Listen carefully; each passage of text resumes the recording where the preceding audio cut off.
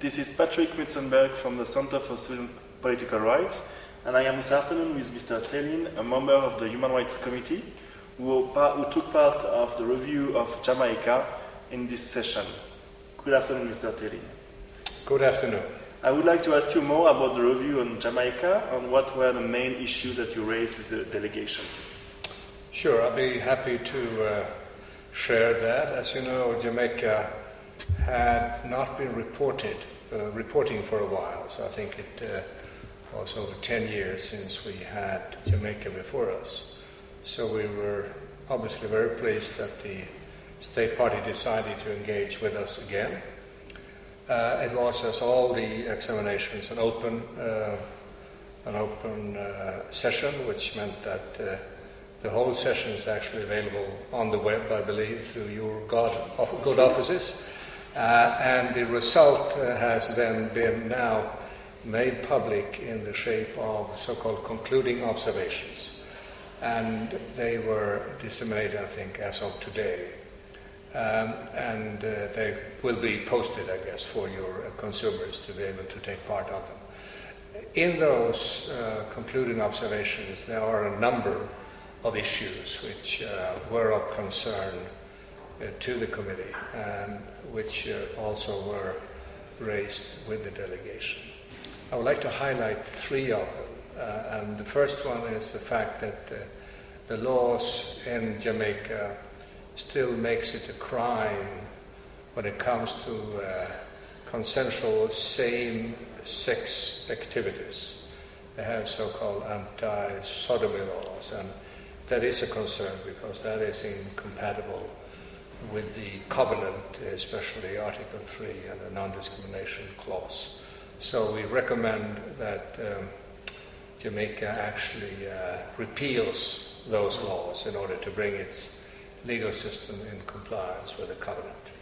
The second issue is a number of reports that deal with extrajudicial killings, which of course is of concern because it raises issues under Article 6 of the covenant. And here the committee recommended that Jamaica vigorously pursue and investigate those killings with an aim to bring the perpetrators to justice. And we would expect that Jamaica acts on this. Thirdly, deals with the conditions in detentions and prisons. As you know, this is an Article 10 issue, and it also raises the question of the UN minimum standards for imprisonment, which are fairly clear on this. And we have found, and this is a concern which we raised with the delegation and also reflected in the concluding observations, overcrowdedness in the prison system at large, and also a not sufficient use of alternative sentencing.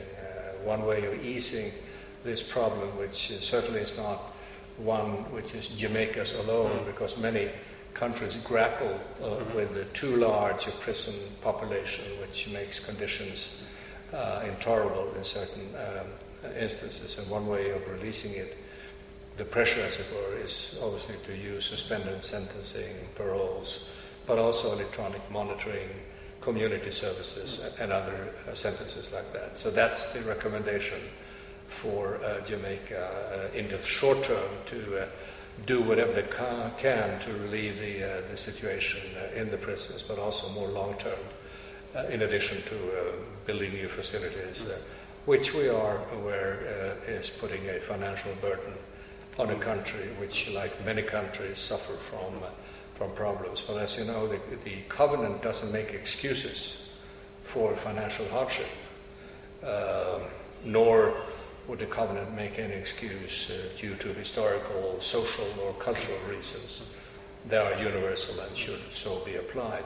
The reason I mentioned these three issues, the anti-sodomy laws, the extrajudicial killings, and the situation in prisons and detention facilities, are that we have asked, as we do, the State Party to come back and report on these three issues within 1 year.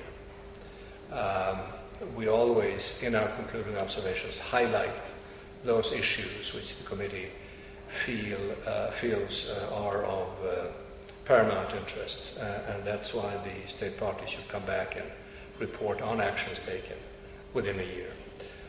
All other recommendations in the concluding observations are then to be addressed and reflected in the next country report, in the next periodic report. And we decided in the committee, as stated in the concluding observations, that Jamaica should submit its next periodic report in 2014, i.e. in 3 years from now. Thank you very much, Mr. Thelin, for this information. Does it mean that the NGOs may also be part of the follow-up process? Oh, certainly. I mean, we are always greatly benefited from activities in having assistance from the NGOs. And here I would urge NGOs to actually secure a copy of the concluding observations, take part in what we say there, and for those who are active in the country, it would give them a good platform to actually themselves monitor whatever progress Jamaica is doing. And as you know, we also have an officer of the committee, a special rapporteur on concluding observations, and that colleague would certainly follow up, firstly, the one issue of the reporting within 1 year, but also all other recommendations to be reflected. And of course that colleague would also greatly benefit from whatever information NGOs care to